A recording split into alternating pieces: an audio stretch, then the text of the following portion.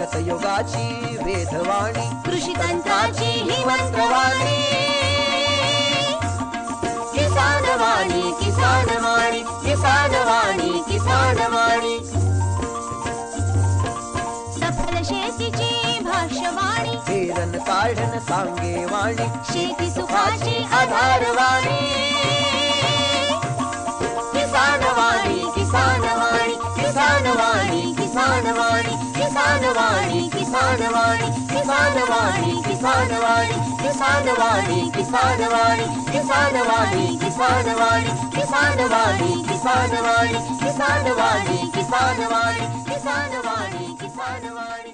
भारत सरकारच्या कृषी आणि शेतकरी कल्याण मंत्रालयाच्या वतीने प्रायोजित किसान वाणी या आपल्या सर्वांच्या आवडत्या कार्यक्रमामध्ये सादर करते सूरज गोळे यांच्यासह मी संपदा ढोके आणि मी प्रकाश नावकार आपले सहर्ष स्वागत करीत आहोत.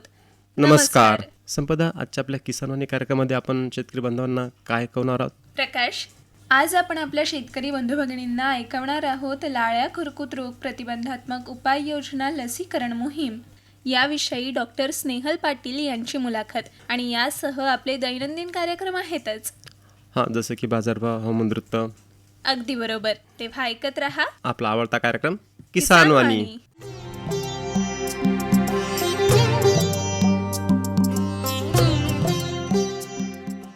संपदा, मला असं वाटतं शेतकरी बांधवांना तू हवामानाचा अंदाज जर सांगितला तर फार चांगला होईल. नक्कीच. तर शेतकरी बंधू भगिनींनो, जाणून घेऊया ग्रामीण कृषी मौसम सेवा डॉक्टर पंजाबराव देशमुख कृषी विद्यापीठ अकोला आणि भारत मौसम विभाग यांच्याकडून प्राप्त उद्याचा हवामानाचा अंदाज. पाऊस अंदाजे 2.6 मिलीमीटर. कमाल तापमान असू शकतं अंदाजे 30.5 अंश सेल्सिअस. किमान तापमान असू शकतं 24.5 अंश सेल्सिअस. सकाळची सापेक्ष आर्द्रता 85% असू शकते. दुपारची सापेक्ष आर्द्रता 61% असू शकते. वाऱ्याचा ताशी वेग अंदाजे 17.6 किलोमीटर प्रति तास आणि आकाश ढगाळ राहील. तर शेतकरी बंधू भगिनींनो, आताच आपण जाणून घेतला ग्रामीण कृषी मौसम सेवा डॉक्टर पंजाबराव देशमुख कृषी विद्यापीठ अकोला आणि भारत मौसम विभाग यांच्याकडून प्राप्त उद्याचा हवामानाचा अंदाज.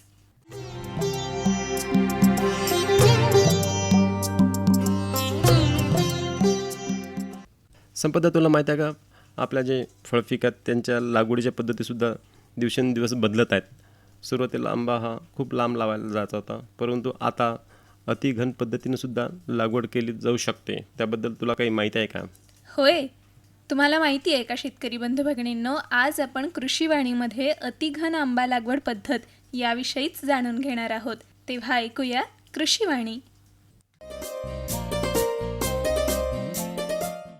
मंडळी, कृषीवाणीमध्ये आज आपला विषय आहे अतिघन आंबा लागवड पद्धत. याविषयी आपल्याला माहिती प्राप्त झालेली आहे डॉक्टर पंजाबराव देशमुख कृषी विद्यापीठ अकोला यांच्याकडून. तर मंडळी, अतिघन आंबा लागवड पद्धतीमध्ये सर्वप्रथम जाणून घेऊया नाली खोदणे याविषयी. आंबा लागवडीसाठी साधारणत 1x1x1 मीटरचा खड्डा खोदून भरून घेणे आवश्यक असते. मात्र अतिघन लागवडीत 2 झाडातील अंतर अतिशय कमी असल्याने JCB यंत्राने 1 मीटर रुंद आणि 1 मीटर खोल नाली खोदून घ्यावी. जमीन हलकी असेल तर 60% गाळ आणि 40% नालीतील मुरमाड माती अशा मिश्रणाने भरून घ्यावी. नाली भरताना जेथे कलम लावायचे आहे त्या ठिकाणी 2 टोपले शेणखत, 1 किलो सिंगल सुपर फॉस्फेट आणि शिफारशीत कीडनाशक पावडर मिसळून भरून घ्यावा. चांगला पाऊस पडून किंवा पाणी देऊन भरलेली मोकळी माती दाबल्यानंतर कलमांची किंवा इन्सितू पद्धतीने लागवड करावी. जाणून घेऊया आच्छादन वापराबद्दल. अतिघन लागवड केलेल्या बागेत दरवर्षी कलमाखाली संपूर्ण सावलीत ऊसाचे पाचट, वाळलेले गवत, साडीचे, तणसाचे आच्छादन करावे. आच्छादन करताना त्यात शिफारशीत कीडनाशक पावडर धुरळावी जेणेकरून वाळवीचा त्रास होणार नाही. सेंद्रिय पदार्थ नसल्यास प्लास्टिकचे आच्छादन करावे. वारा प्रतिबंधक झाडांची लागवड. कलमांना हिवाळ्याच्या शेवटी फळधारणा सुरू होते. फळांची संपूर्ण वाढ ही भर उन्हाळ्यात होते. या काळात ऊन तसेच गरम हवेपासून बाग आणि फळांचे संरक्षण करण्यासाठी बागेभोवती सुरू महागणी या उंच वाढणाऱ्या वारा प्रतिबंधक वृक्षांची लागवड करावी. फळांसाठीची छाटणी. फळधारणा सुरू झाल्यानंतर दरवर्षी बागेत शास्त्रीय पद्धतीने छाटणी करावी. मागील वर्षातील फळ काढणी होताच झाडांची छाटणी करावी. त्यासाठी शक्यतोवर मागील वर्षाची अर्धी किंवा पूर्ण फूट छाटून घ्यावी. छाटलेल्या झाडावर बोर्डो पेस्ट लावावी. नवीन पालवी येत असताना पावसाळा सुरू होतो, त्यामुळे पानावर करपा रोग किंवा पाने खाणाऱ्या अळीचा प्रादुर्भाव होऊ शकतो. प्रादुर्भाव ओळखून नियंत्रणाच्या उपाययोजना कराव्यात. कलमांना वळण देण्याबद्दल जाणून घेऊया. लागवडीनंतर कलमांना शिफारशीप्रमाणे खत, पाणी द्यावे. प्रादुर्भाव लक्षात घेऊन कीड रोग नियंत्रण करावे. कलम 1.5 ते 2 फूट उंचीची होईपर्यंत एकच खोड राहू द्यावे. नंतर शेंडा मारावा. त्या ठिकाणाहून 3 ते 4 फांद्या निघतील. त्यातील चांगल्या आणि भरगच्च वाढलेल्या 3 फांद्या ठेवाव्यात. परत या फांद्यांचा 2 ते 3 पेरानंतर शेंडा मारावा. अशा प्रकारे कलमांचा सांगाडा तयार करून घ्यावा. तर मंडळी, आताच आपण जाणून घेतली अतिघन आंबा लागवड पद्धत याविषयी माहिती, जी आपल्याला प्राप्त झाली होती डॉक्टर पंजाबराव देशमुख कृषी विद्यापीठ अकोला यांच्याकडून.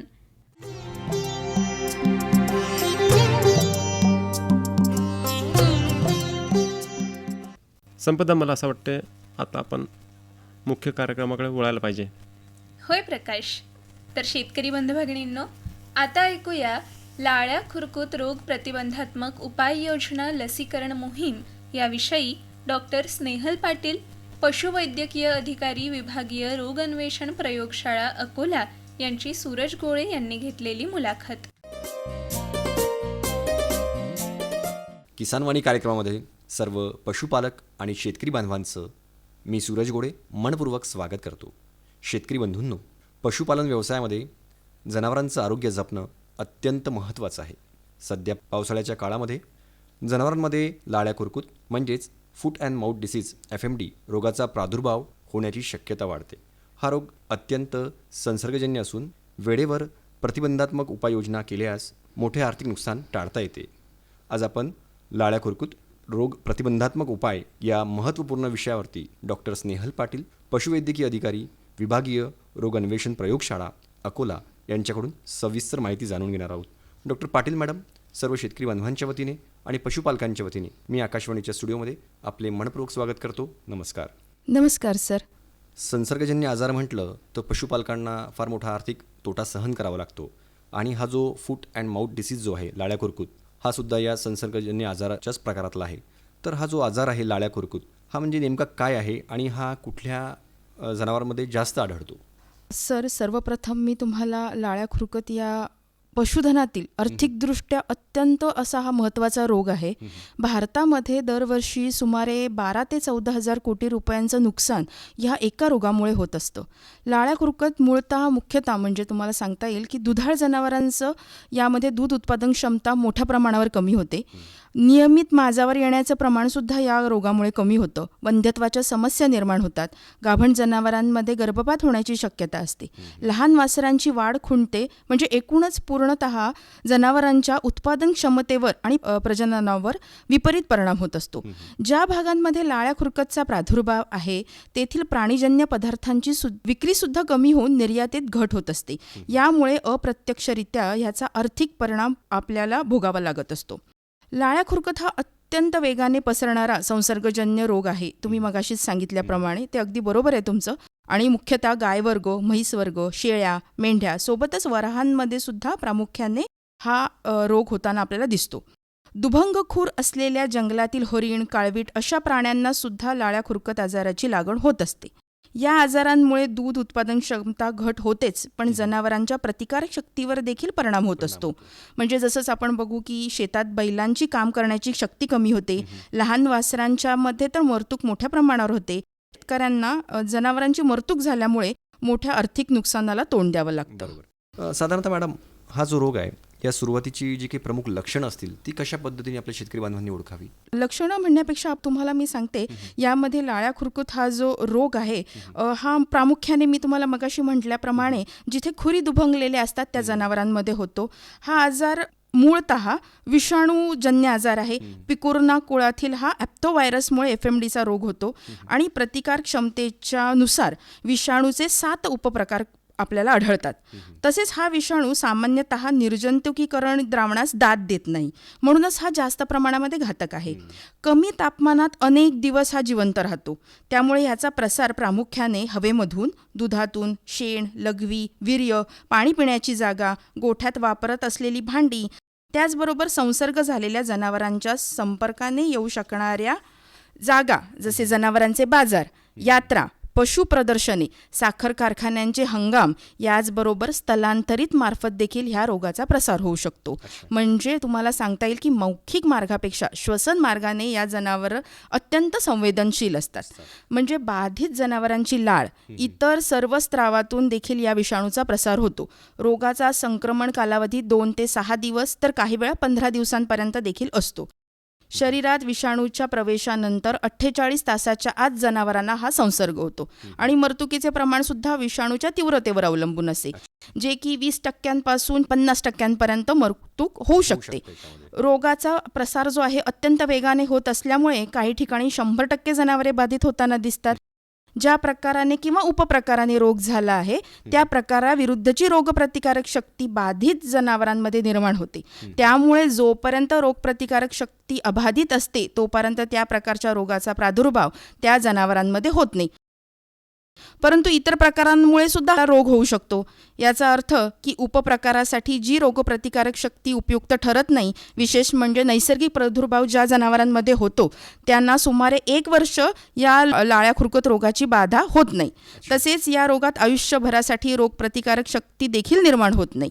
एक साधारणतः मॅडम आता पावसाळा सुरू आहे, मग या पावसाळ्यामध्ये रोगाचा धोका नेमका का वाढतो, आपण कशा पद्धतीने सांगाल आपल्या शेतकरी बांधवांना? ह्या विषाणूमध्ये स्वतःमध्ये बदल घडवून आणण्याची क्षमता आहे. त्याचे उत्परिवर्तन क्रियेमुळे नवीन नवीन उपप्रकार या विषाणूचे तयार होत असतात.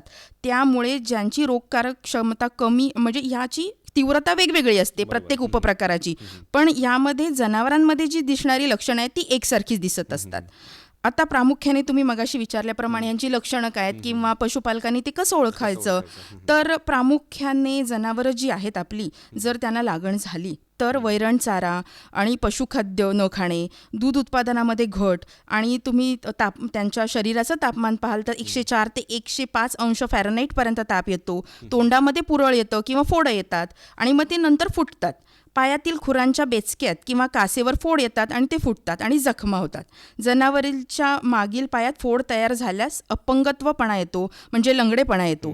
त्वचा निस्तेज दिसते, वजन कमी होतं. कासेवरील जखमा आणि फोडं फुटल्यामुळे वासरांना सुद्धा बाधा होते की जी आपल्या आईवर अवलंबून असतात दुधासाठी, त्यांच्यातही मरतूक होते आणि रोगातून जी बरी झालेली जनावरं असतात ती फार अशक्त होतात. म्हणजे आता तुम्हाला सांगते, कमी दूध देणे हे तर गोष्ट आहेच, पण हृदय आणि फुफ्फुसाची कार्यक्षमता सुद्धा या रोगामध्ये कमी होत असते. जनावर धापा टाकायला लागतं, जनावरांमध्ये गर्भपात होतात आणि अनेक वेळा वंध्यत्व सुद्धा होतं. एकूणच उत्पादन क्षमता खूप कमी होत असते. हा महत्त्वाचा दुष्परिणाम या जनावरांमध्ये आपल्याला दिसून येतो. म्हणजे आता तुम्हाला मी सांगते, एक महत्त्वाचं लक्षण म्हणजे पीडित जनावर जे रोगग्रस्त असतं ते पायसारखं झटकत असतं. म्हणजे ओळखून जायचं असतं पशुपालकांनी की हा रोग त्या जनावरांना झालेला आहे. रोगग्रस्त जनावरं असतात ती अनुत्पादित किंवा कमी उत्पादन क्षमतेची बनल्यामुळे आणि जनावरांना फार ते पोसण्यासाठी पशुपालकांना फार ते कष्टप्राय होऊन जातं. तर आर्थिक नुकसान सुद्धा होतं. हो. आणि पावसाळा म्हटलं तर संसर्ग आजारासाठी एक महत्त्वाचा प्रश्नच नाही. आजार बळावतात. तर हा जो लाळ्या खुरकूत रोग टाळण्यासाठी आपल्या पशुपालकांनी कुठली एक प्रतिबंधात्मक उपाय योजना करायला हवेत सध्याच्या काळामध्ये? आम्ही एक पशुवैद्यक म्हणून तुम्हाला मी सांगू इच्छिते, या रोगाची पार्श्वभूमी लक्षात घेता उपचारापेक्षा प्रतिबंध बरा, म्हणून लसीकरण हा एकमेव महत्त्वाचा उपाय ठरतो. रोगाच्या प्रादुर्भावावर प्राणीजन्य पदार्थांची आयात निर्यात अवलंबून असल्याने या रोगाचे आंतरराष्ट्रीय स्तरावर खूप जास्त महत्त्व आहे. आर्थिकदृष्ट्या ज्या जनावरांच्या आजारपणामुळे पशुपालकांना खूप साऱ्या नुकसानाचा समोर जावं लागतं, त्यात देशाच्या आर्थिक उलाढालीवर सुद्धा याचा दुर्गामी परिणाम असा हा भयंकर रोग आहे. जगातील प्रत्येक देशाचे या रोगाच्या प्रादुर्भावावर लक्ष असते. त्यामुळे बाधित देशातील जनावरे, प्राणीजन्य उत्पादने इतर देश आपल्या देशात आयात करण्यासाठी धजावत नाहीत किंवा करतच नाही. त्यामुळे लसीकरण हे समूह रोगाचे उच्चाटन करण्यासाठी फार महत्त्वाचं आपल्याला दिसून येतं. इथे साधारणतः आपल्याला ज्या काही लसी द्यावं लागतात ते किती वेळा द्यावं लागतात? आपल्याला जी लस आहे ती मार्गदर्शक तत्वानुसार वर्षातून 2दा 6 महिन्याच्या अंतराने वेळेवर लसीकरण निर्धारित वेळेत काटेकोरपणे आपल्याला करावं लागतं. आणि ह्या लसीची शीतसाखळी सुद्धा कायम ठेवावी लागते. सकाळी लवकर किंवा संध्याकाळी जनावरांना लसीकरण करावे, जेणेकरून जनावरे स्ट्रेसमध्ये येणार नाहीत. पशुसंवर्धन विभागाच्या सूचनेनुसार बूस्टर डोस सुद्धा द्यावा लागतो. बाधित जनावरांना लस देऊ नये हा आपला मानक आहे. लसीकरणाच्या 1 दिवस आधी जंतुनाशके सुद्धा आपल्याला द्यायची आहेत. पशुधनात लसीकरणामुळे लाळ्या खुरकत रोगाविरुद्ध रोगप्रतिकारक शक्ती निर्माण होते. रोगप्रतिकारक शक्ती वर्षभर टिकावी म्हणून दर 6 महिन्यांनी आपल्याला बूस्टर लसीकरण करावी लागते. एक साधारणतः मॅडम आपण बघतोय की तुम्ही सांगितलं की बाधित जनावराला आपल्याला लसीकरण करता येत नाही. मग एखाद्या जनावरांमध्ये रोगाची लक्षणं जर दिसलं तर पशुपालकांनी तात्काळ काय करावं? मग तात्काळ आपण नजीकच्या पशुवैद्यकीय दवाखान्याशी संपर्क साधायचा आहे. आणि त्यासाठी प्रथमोपचार म्हणून आपल्याला काही प्रतिजैविके, परत 4% पोटॅशियम परमॅंगनेट किंवा 2 ते 4% सोडियम बायकार्बोनेट सारख्या तुरटीच्या द्रावणाने तोंड आणि पायातील जखमा धुणे, खुरे धुणे, सोबत बोरोग्लिसरीन, तेल, हळद, तोंडातील जखमांना थोडा आराम मिळावा म्हणून हे आपण सगळे उपचार करू शकतो. आणि जनावरांना खाद्य म्हणून, कारण का तोंडामध्ये फोड आलेले असतात, त्यांची जेवणावरची वासना सुद्धा कमी झालेली असते, त्यामुळे त्यांना पातळ पेंड, कांजी, गूळ, पीठ याचं मिश्रण, मऊ हिरवं लुसलुशीत गवस आणि 24 तास स्वच्छ पाणी देत राहणं, त्यामुळे जनावरांचा ताण कमी होतो. आणि त्यामध्ये ताण कमी करणारी औषधं सुद्धा असतात, ज्यामध्ये आपण जीवनसत्व म्हणू शकतो, त्याची इंजेक्शनं आपल्याला देता येईल, किंवा काही पातळ स्वरूपामध्ये एखादं आपल्याला च्यवनप्राश सारखी काही औषधं असतात ती खाद्यातून देता येते, सलाईन देता येते. आणि प्रथमोपचार आपल्याला काही करावे लागतात. पायातील जखमा जंतुनाशक द्रावणाने धुवाव्या लागतात, त्यानंतर जंतुनाशक मलम लावावा लागतो. आणि आजारी जनावरांना थेट सूर्यप्रकाश टाळून गोठ्यांमध्येच वेगळं ठेवणं अत्यावश्यक आहे. म्हणजे आजारी जनावर जर असेल तर काळजी घेताना स्वच्छता आणि जैव सुरक्षा म्हणजे बायोसिक्युरिटीचे आपल्याला उपाय पाडावे लागतात. बिलकुल बिलकुल बरोबर. एक साधारणतः मग एखाद्या जनावराला तुम्ही ज्या काही सांगितले आहेत जे उपाय, ते उपाय केल्यानंतर मग लसीकरण कधी करावं त्यांचं? मग आपण मगाशीच म्हणालो की त्यांच्यामध्ये नॅचरल इम्युनिटी येऊन जाते 1 वर्षासाठी. तो एक रोग येऊन गेल्यानंतर तर मग ते नॅचरली 1 वर्षासाठी आपल्याला ते सुरक्षित असतात. आणि परत ज्या वेळेला पशुसंवर्धनची फेरी येते लसीकरणाची, त्यावेळेला त्यांना लसीकरणासाठी उपलब्ध करून द्यायचं आहे. साहजिकच आहे की या रोगामुळे दूध उत्पादन असेल किंवा पशुपालकांच्या जे उत्पन्न आहे त्यावरती तो परिणाम दिसूनच येतो आहे. प्रश्नच नाही. तर शासनामार्फत लाळ्या खुरकूत रोग नियंत्रणाकरिता कुठल्या योजना असतील, काही लसीकरण मोहीम असतील, त्याविषयी आपण जाता काय सांगाल शेतकरी बांधवांना?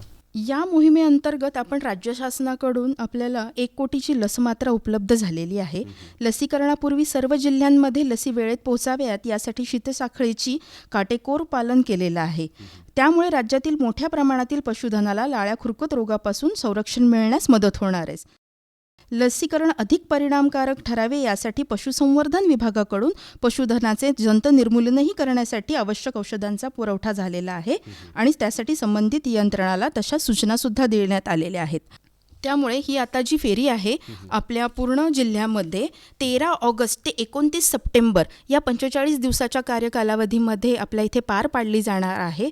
त्यामुळे आपल्याला मी शेवटी एकच आवाहन करेन की आपल्या जनावरांचे 13 ऑगस्टपासूनच लसीकरण करा, गोठ्यात स्वच्छता राखा आणि लाळ्या खुरकत रोगापासून रोगमुक्त पशुधन निर्माण करण्यासाठी पशुसंवर्धन विभागाला सहकार्य करा. पाटील मॅडम, आपण लाळ्या खुरकूत रोगाविषयी आणि त्याच्या प्रतिबंधात्मक उपायाबाबत अतिशय उपयुक्त माहिती दिल्याबद्दल आपलं खूप खूप आभार. आणि शेतकरी बांधवांनी वेळेवर लसीकरण, स्वच्छता, पशुवैद्यकीय अधिकाऱ्यांच्या सल्ल्यानुसार उपाययोजना केल्यास या रोगावरती प्रभावी नियंत्रण मिळवता येतं. हे जे आपण सांगितलं असेल, ज्या लक्षात आलंच असेल, तरी आपण वेळात वेळ काढून आपल्या पशुपालकांसाठी आणि शेतकरी बांधवांसाठी लाळ्या खुरकूत रोगाविषयी जी माहिती दिली अत्यंत उपयुक्त, त्याकरता मी सर्व शेतकरी बांधवांच्या वतीने आणि पशुपालकांच्या वतीने आपले खूप खूप आभार मानतो. धन्यवाद. धन्यवाद. आणि जाताना एवढंच म्हणेन, सर्व पशुपालकांचे पशुधन निरोगी राहो, उत्पादन वाढो आणि आपल्या कुटुंबाची आर्थिक समृद्धी वाढत राहो हीच शुभेच्छा. धन्यवाद सर. तर शेतकरी बंधू भगिनींनो, आताच आपण ऐकलीत डॉक्टर स्नेहल पाटील, पशुवैद्यकीय अधिकारी, विभागीय रोग अन्वेषण प्रयोगशाळा अकोला यांची सूरज गोळे यांनी घेतलेली मुलाखत. विषय होता लाळ्या खुरकूत रोग प्रतिबंधात्मक उपाययोजना लसीकरण मोहीम.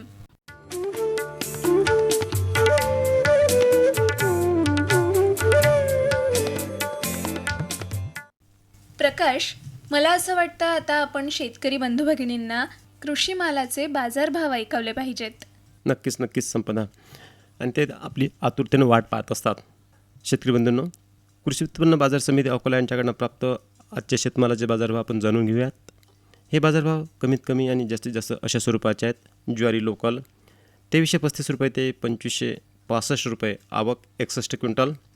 गहू लोकल 2440 रुपये ते 2640 रुपये, आवक 357 क्विंटल. उडीद 5000 रुपये ते 5600 रुपये, आवक 74 क्विंटल. मूग 7000 रुपये ते 7245 रुपये, आवक 28 क्विंटल. तूर 6350 रुपये ते 8185 रुपये, आवक 1223 क्विंटल. हरभरा 5200 रुपये ते 6175 रुपये, आवक 415 क्विंटल. तीळ 10500 रुपये ते 11500 रुपये, आवक 58 क्विंटल. मोहरी 6500 रुपये ते 6500 रुपयेच, आवक 3 क्विंटल. धनिया 11950 रुपये ते 11950 रुपयेच, आवक 1 क्विंटल. सोयाबीन 6000 रुपये ते 6940 रुपये, आवक 640 क्विंटल. आणि हळद 10550 रुपये ते 16000 रुपये, आवक 13 क्विंटल. आताच आपण कृषी उत्पन्न बाजार समिती अकोला यांच्याकडनं प्राप्त आजच्या शेतमालाचे बाजारभाव जाणून घेतलेत.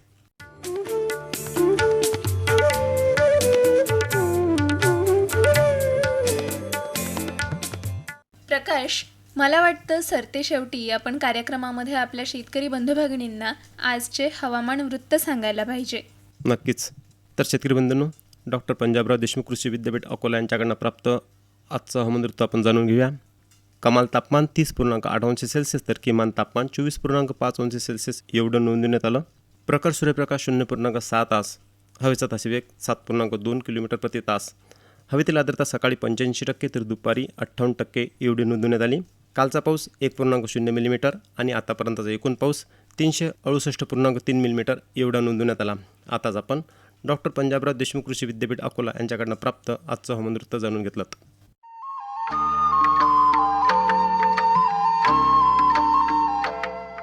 तर मंडळी, याचसह आपला आवडता कार्यक्रम किसान वाणी याला निरोप देण्याची वेळसुद्धा जवळ आली आहे. आपल्याला कार्यक्रम कसा वाटला याबद्दलच्या सर्व प्रतिक्रियांचे मनापासून स्वागत. आपण आपल्या प्रतिक्रिया पत्रांद्वारे आमच्यापर्यंत नक्की पोहोचवा. तेव्हा सादर करते सूरज गोळे यांच्यासह मी संपदा ढोके आणि मी प्रकाश नावकार आपली रजा घेत आहोत. नमस्कार. आजच्या किसानवाणी कार्यक्रमाचे सादरकर्ते होते सूरज गोळे. आताच आपण भारत सरकारच्या कृषी आणि शेतकरी कल्याण मंत्रालयाच्या वतीने प्रायोजित किसान वाणी हा कार्यक्रम ऐकलात.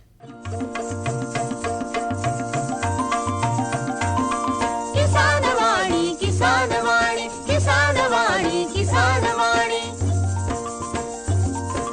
हिरव्या स्वप्नांची साध्यवाणी, प्रगत योगाची वेधवाणी, कृषी तंत्राची ही मंत्रवाणी. किसान वाणी, किसान वाणी, किसान वाणी, किसान वाणी. सफल शेतीची भाष्यवाणी, पेरन काढन सांगे वाणी, शेती सुखाची आधारवाणी.